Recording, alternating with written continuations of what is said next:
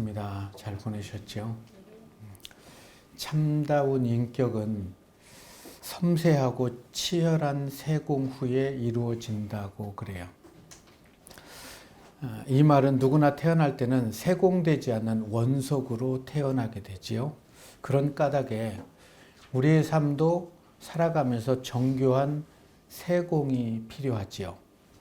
원석이었던 내가 하나님의 말씀으로 세공되어진다면, 하나님이 나를 다듬으시기를 원하시는 그 하나님의 말씀에 나를 내어놓을 수 있다면 우리의 인격은 뒷모습조차도 아름다울 거예요. 누군가에게 인정받을 수 있는 삶이 되려면 우리는 하나님의 말씀으로 나 자신을 계속해서 설득할 수 있어야 됩니다. 세상에서 가장 오래 빛나는 일은 타인이 아닌 자신을 설득하는 일이기 때문이지요.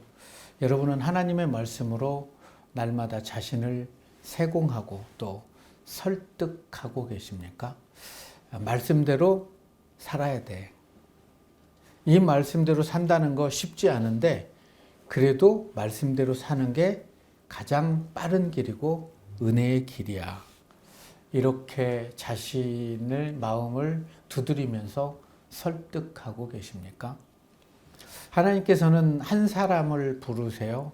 그리고 그를 부르셔서 부르심에 합당한 삶을 살게 하기 위해서 그를 세공을 하게 됩니다. 그가 원하든 원치 않아든 끝까지 설득하셔서 믿음의 자리로 올려놓았던 그 한 사람을 만나보기를 원합니다. 오늘 함께 은혜 나눌 말씀은 창세기 15장 1절에서 7절의 말씀입니다. 이후에 여호와의 말씀이 환상 중에 아브라함에게 임하여 이르시되 아브라함아 두려워하지 말라. 나는 내 방패요 너의 지극히 큰 상급이니라. 아브라함이 이르되 주 여호와여 무엇을 내게 주시려 하나이까. 나는 자식이 없사오니 나의 상속자는 이 다메섹 사람 엘리에셀이니라.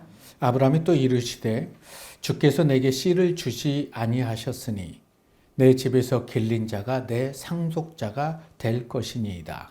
여호와의 말씀이 그에게 임하여 이르시되 그 사람이 내 상속자가 아니라 내 몸에서 날 자가 내 상속자가 되리라 하시고 그를 이끌고 밖에 나가 이르시되 하늘에 우러러 무뼈를 셀 수 있나 보라. 또 그에게 이르시되 내 자손이 이와 같으리라. 아브라함이 여호와를 믿으니 여호와께서 이를 그에게 이루어 주시고 또 그에게 이르시되 나는 이 땅을 내게 주어 소유를 삼게 하려고 너를 갈대아인의 우르에서 이끌어낸 여호와니라. 아멘. 아브라함의 아버지는 데라죠. 데라는 아브라함과 나홀과 하란을 낳게 됩니다. 205세를 향수하고 죽는데요. 70세에 하란을 낳고요. 그리고 한 135세에 아브라함을 낳고 그 후에 나홀을 낳게 됩니다.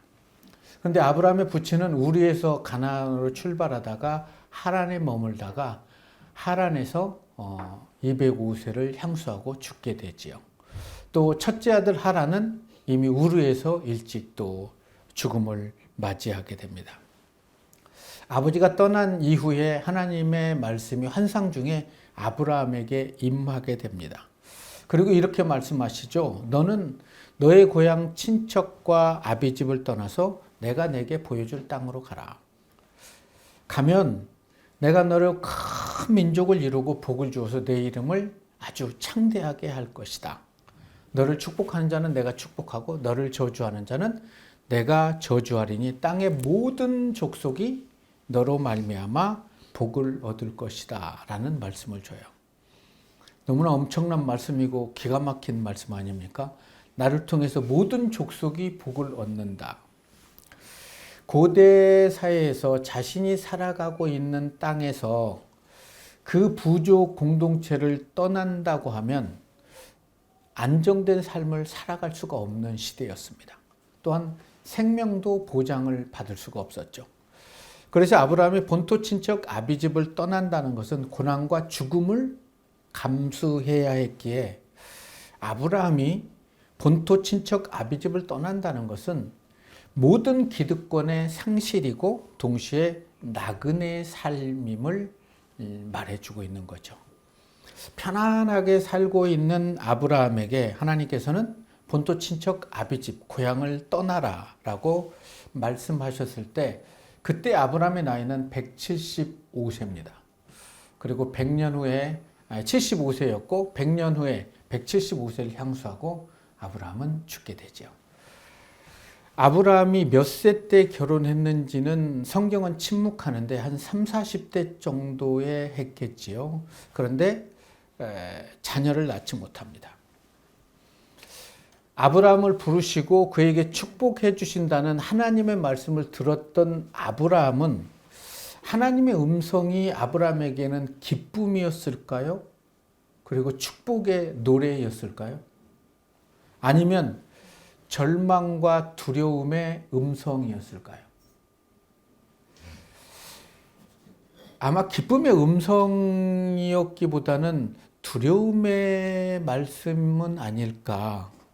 떠나면 내가 보여줄 땅으로 가면 복을 주겠다는 하나님의 말씀을 믿고 모든 것을 뒤로 하고 떠난다는 게 쉬운 일일까요? 여러분은 이제 하나님을 믿으신 지가 오래됐잖아요. 예수님을 믿은 지가 오래되신 분들이 많은데 오늘 하나님께서 여러분들에게 하나님의 말씀대로 살면 아브라함에게 주었던 동일한 축복을 주신다고 말씀하시면 정말 하나님의 말씀에 순종하며 믿음의 행진을 할 수 있을 것 같습니까? 모든 걸 내려놓고 모든 걸 뒤로 하고 쉽지는 않겠죠. 하나님의 말씀에 순종한다면 이제 아브라함은 지금까지 살았던 편안함을 뒤로 하고 하나님의 말씀에 자신의 삶을 내어놓아야 돼요. 하나님의 말씀을 들은 아브라함은 아내인 사레에게 하나님께서 자신에게 주신 말씀을 전했겠죠. 그리고 당신의 생각은 어때요? 라고 물어봤겠죠. 저도 서울에서 교육목사로 한 9년 있다가 2007년 한 9월에 제주도에 3개월의 안식년을 받아서 왔어요. 그러면서 앞으로 목회를 어떻게 해야 되지 하고 있다가 서울에 있는 아내에게 제주에 한 3박 4일 좀 와서 쉬었다 가라 라고 해서 아내가 왔어요. 그래서 제주의 가을과 바다를 보여주니까 너무나 좋아하더라고요. 그래서 그 아내에게 이렇게 질문을 했죠. 제주에서 개척하면 어떨까? 그런 마음을 하나님께서 주시는데 그랬더니 그 여인이 당신이 좋으면 저도 좋아요 라고 응원을 해줬어요. 고마운 여인이죠. 네. 곁에서 응원해준 여인이 있었기 때문에 저는 2007년까지 9년간의 사역을 마무리하고 2008년 1월에 내려와서 이제 제주도에서 개척을 준비했죠. 아브라함 역시 아내의 동의 없이는 본토 친척 아비집을 떠난다는 거 여인이 틀면 떠날 수가 없는 거죠. 그래서 사라는 하나님께서 남편에게 주신 그 말씀을 순종해서 남편과 함께 우르에서 하란으로, 하란에서 가나안으로 발걸음을 내디딜 수가 있었죠. 고대 중동에서 땅이 없는 백성들은 어느 곳에 가든 천대를 받았고 누구에게나 보호를 받지 못하는 그런 떠돌이 나그네의 삶을 살아야 했습니다. 그렇기 때문에 아브라함이 의지해야 될 분은 딱 한 분 하나님이셨어요. 마치 출애굽 백성들이 아침마다 눈을 뜨면 오늘은 하나님께서 만나를 주실까?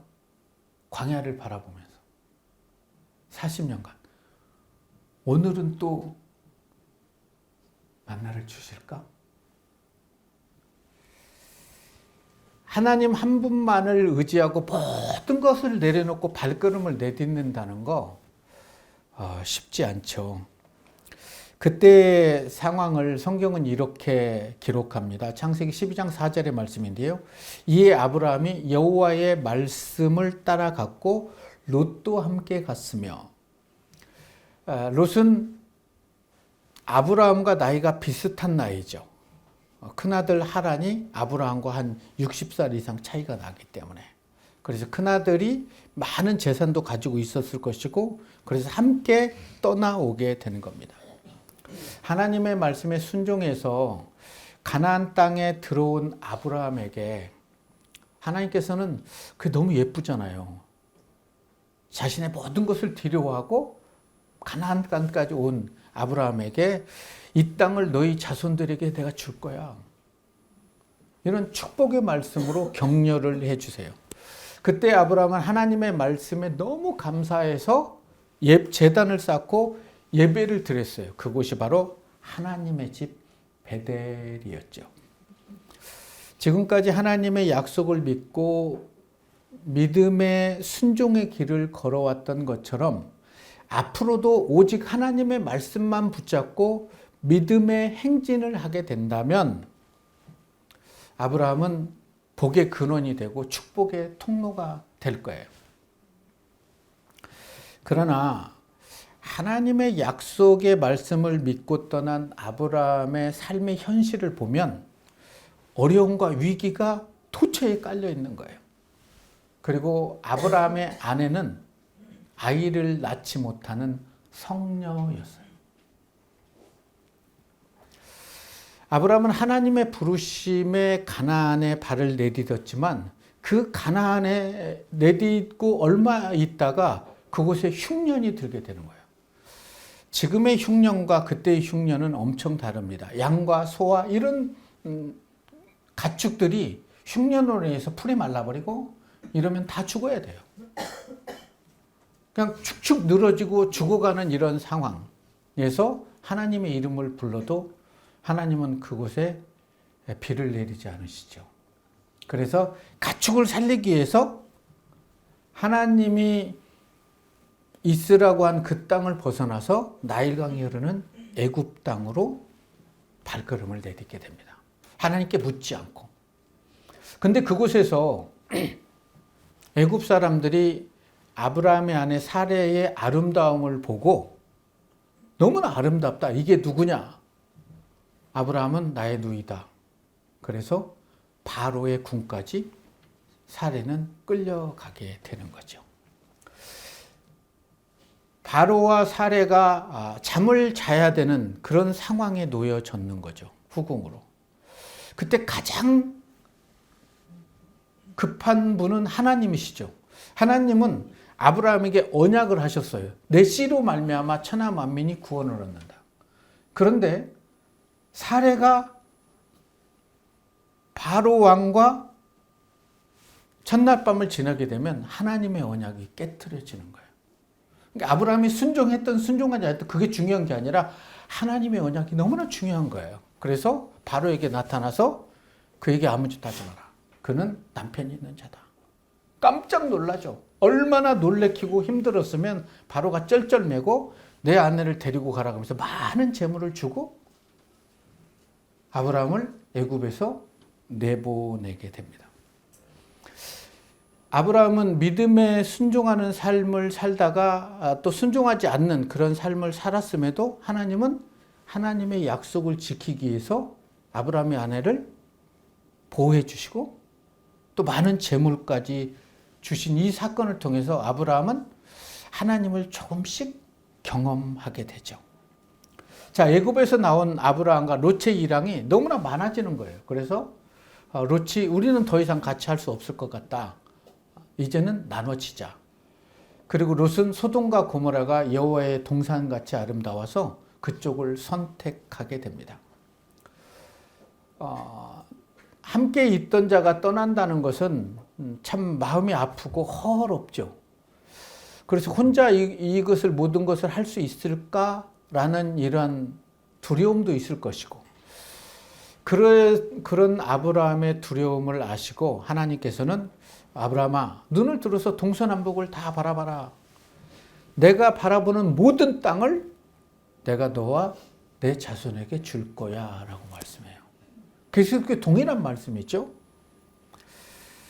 그때도 아브라함은 그 말씀에 감사해서 하나님께 예배를 드리고 제물을 여호와께 드리게 됩니다.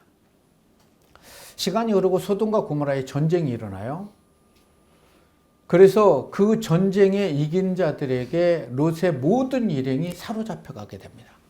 그 소식을 도망친 한 사람에게 듣고 아브라함은 집에서 길린 318명의 병사를 데리고 추격해서 롯의 모든 재산과 그 가족들을 다 구해와요. 그리고 두렵죠. 그 왕들이 이 사실을 알고 추격해서 자신을 찾아오면 자신의 가문이 다 죽임을 당하게 돼요. 이러한 일이 있은 후에 오늘 본문이 펼쳐지게 되는 거예요. 이 일 후에, 이후에라는 1절의 말씀인데 원문에 보면 이 일 후에, 이러한 일들이 있은 후에 여호와의 말씀이 다시 환상 중에 아브라함에게 임하죠. 아브라함아, 두려워하지 마라. 내가 너의 방패가 되어줄게. 그리고 내가 너에게 지극히 큰 은혜와 축복을 내가 허락해 줄게.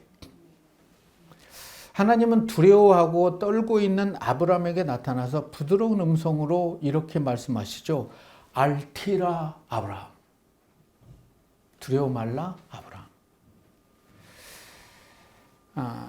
가나안 땅에서 조카 롯을 구한 일로 두려워하고 있을 때 들려온 하나님의 음성은 너무나 부드러운 음성이었어요. 이러한 아브라함의 마음을 아신 하나님께서 아브라함에게 알티라 아브라함, 두려워 말라 아브라함아. 내가 너의 방패가 되어줄 거고 너에게 큰 상급이 되어줄 거야. 여기에서 방패라는 것은 활과 창을 막아주는 방패일 수도 있지만 보호자라는 의미를 함축하고 있습니다. 모든 곳에서 위험한 상황이 올지라도 내가 너를 보호해 줄게. 그리고 너에게 큰 상을 베풀어 줄 거야. 이 말씀에 이상하죠? 아브라함은 감사하며 찬양하며 하나님께 그동안은 예배를 드렸는데 이번에는 감사하지도 않고 찬양하지도 않고 자기의 속마음을 내보내는 거예요. 하나님의 말씀이 다 옳다 칩시다. 나로 말미암아 하늘의 별처럼 내 후손이 많아진다고 칩시다. 그런데 여호와께서 저에게 무엇을 주실 것입니까? 나는 자식이 없습니다. 아무리 많은 것들을 좋은 것을 준다 한들 자식이 없다면 저에게 그게 무슨 상이 되고 축복이 되겠습니까? 그래서 내 상속자는 종이 낳은 이 다메섹의 엘리에셀이 이런 자들에게 물려줘야 됩니다. 나는 자식이 없습니다라는 이 말에는 혈육 하나 남기지 못하고 나는 나이 들어 죽어가고 있습니다. 그런 나에게 무슨 상이 필요합니까? 아무리 많은 축복을 준다 하더라도 물려줄 자가 없다는 거죠. 하나님이 나의 보호자가 되어주시고 큰 상급을 준다 한들 나는 그게 나에게 의미가 없습니다. 이렇게 하소연하고 있는 아브라함의 고백이 혹시 나의 고백이라면 하나님이 나의 보호자가 되주시고 상을 주신다는 말씀에도 현실의 마음이 빼앗겨서 하나님 안에 있는 은혜와 축복보다는 현실의 복을 얻지 못함으로 인해 혹시 두려워하고 있지는 않습니까? 하나님께서 오늘 여러분들에게 여러분의 이름을 부르시며 내가 너의 보호자가 되어줄게. 그리고 내가 너에게 많은 상을 허락할게. 은혜를 허락할게라고 말씀하신다면 여러분들은 어떻게 반응하시겠습니까? 하나님의 축복의 말씀에 아멘하고 말씀에 순종하고 믿음의 행진을 하겠습니다. 라는 고백을 피어 올릴 수 있을까요? 그러기를 소망합니까? 아브라함은 적과 꿀이 흐르는 풍요의 땅 하란에서 또 우르에서 그곳은 티그리스강, 유브라데스 강이 흐르는 적과 꿀이 흐르는 그런 좋은 땅이었어요. 그곳에서 자신을 부르는 하나님의 음성에 순종해서 가나안까지 왔어요. 그때까지 아브라함은 하나님께 아무것도 요구한 적이 없어요. 근데 하나님이 와서 내가 너 사랑한다. 내가 너 축복할 거야. 하늘의 별처럼 너의 후손을 줄 거야. 너를 저주한 자는 내가 저주하고 축복한 자는 축복할 거야. 라고 이렇게 말씀을 해요. 그런데도 이번에는 감사하지 않고 하나님의 말씀을 아멘으로 받아들이지 않는다는 거죠. 지금까지는 하나님의 말씀을 붙잡고 살아오셨지만 여러분들 또한 현실의 벽에 부딪혀서 두려워하고 있다면 오늘 하나님의 말씀을 통해서 여러분들에게 말씀하세요. 알티라, 두려워하지 말라는 거죠. 내가 받아야 될 상급이 너무나 크다. 여러분들이 하나님을 통해서 예수 그리스도를 통해서 받아야 될 은혜와 축복이 너무나 엄청나다는 거예요. 그렇다면 아브라함과 여러분들이 받아야 될 보상은 무엇일까요? 하나님이 진짜 주고자 했던 보상은 뭘까요? 바로 하나님 자신이에요. 하나님 자신을 준다는 거예요. 그래서 내가 받아야 될 상이 심히 크다는 거예요. 하나님 자신을 주겠다는 거예요. 여러분의 신앙의 보상, 여러분들이 받아야 될 최고의 상급이 여러분들은 무엇이기를 원합니까? 혹시 아브라함처럼 하나님 자신이 아닌 그 어떤 것입니까? 그런데요, 시간이 흐르고 하나님이 아브라함의 보상이 될 때 성녀, 아이를 낳지 못한 사레가 잉태를 하게 됩니다. 이삭을 낳고요, 이삭의 후손으로 예수 그리스도가 오시게 돼요. 그를 통해서 천하 만민이 복을 얻게 돼요. 그걸 모르는 아브라함은 하늘의 별처럼 후손을 주시겠다는 말에 나는 자식을 낳지 못하는데 그게 무슨 축복이 나오고 상관이 있냐라고 하나님께 원망을 쏟아내죠.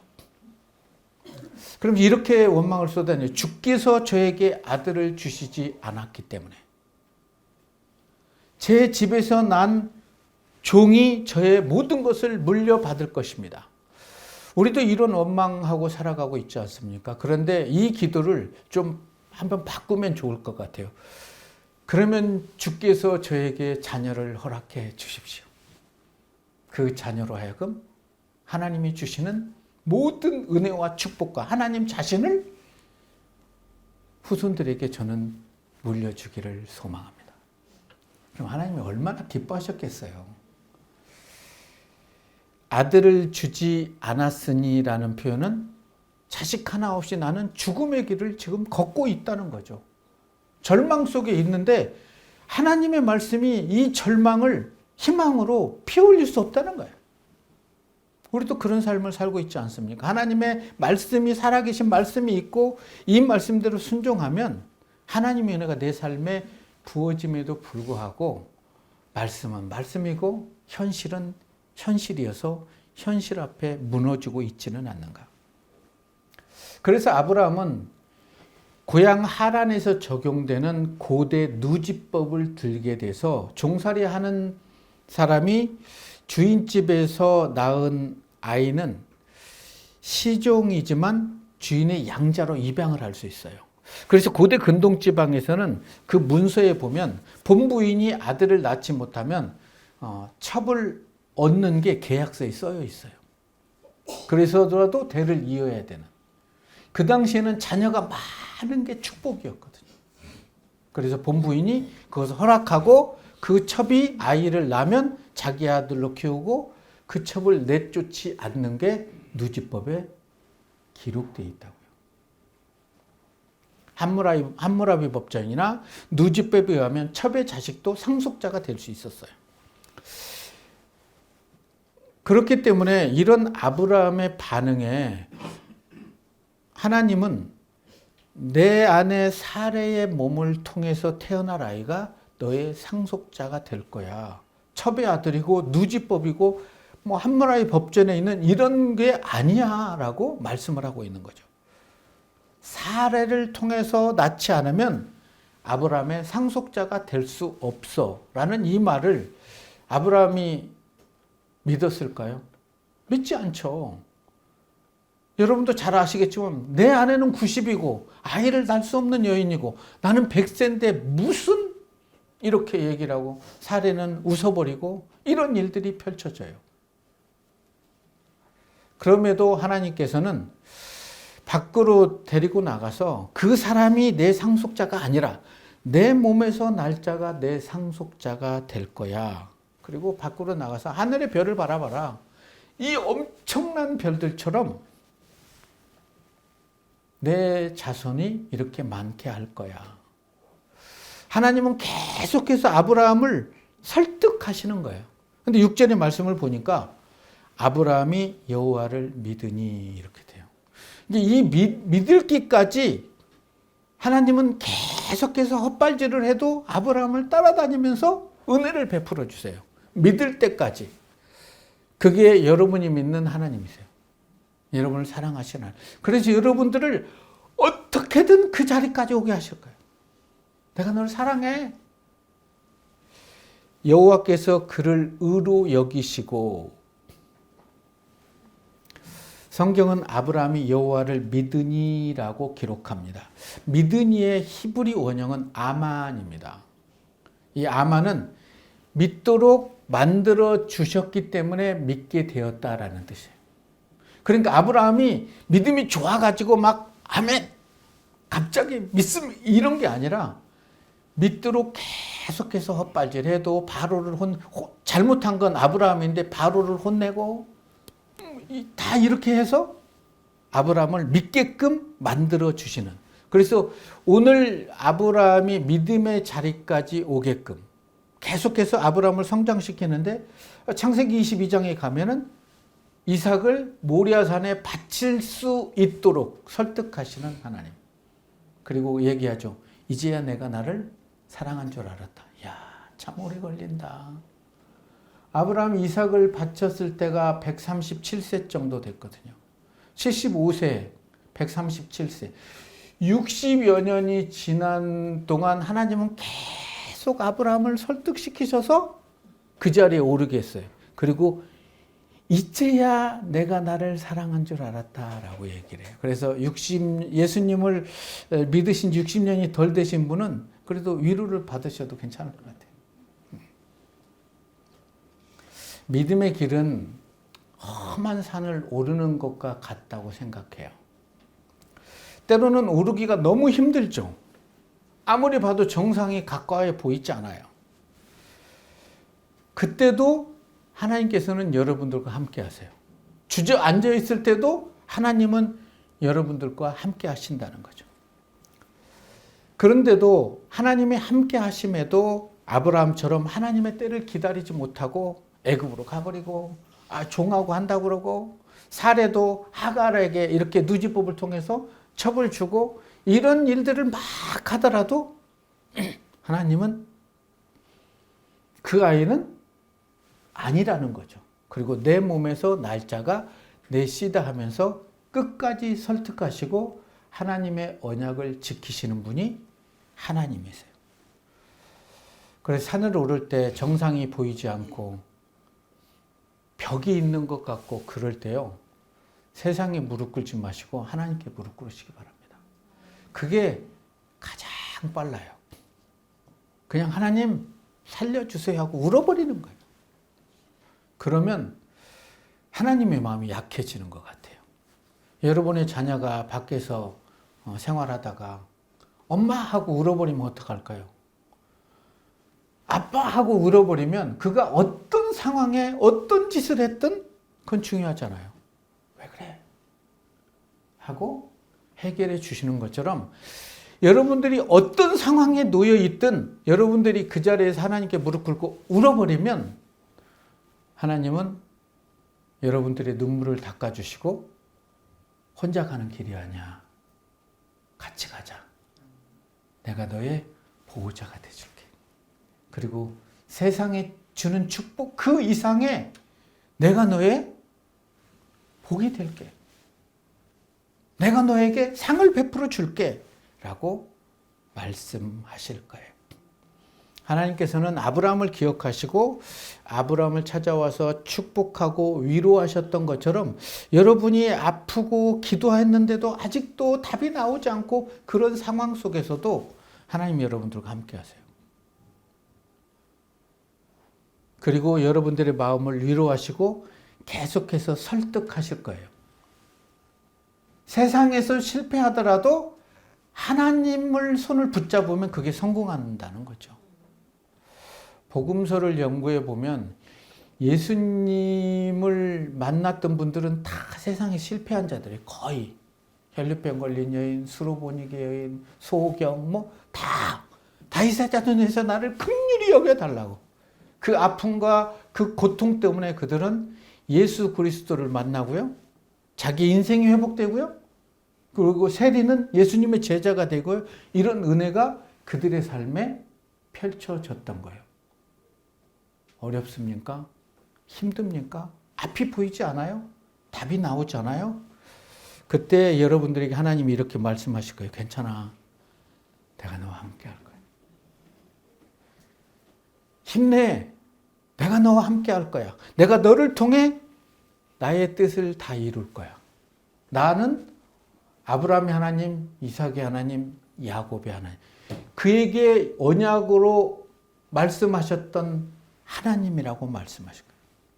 그래서 여러분들 또한 아브라함처럼 여호와의 말씀을 믿음으로 아브라함에게 주셨던 모든 축복을 받아서 여러분의 모든 후손들에게 축복의 통로가 되기를 저는 소망합니다.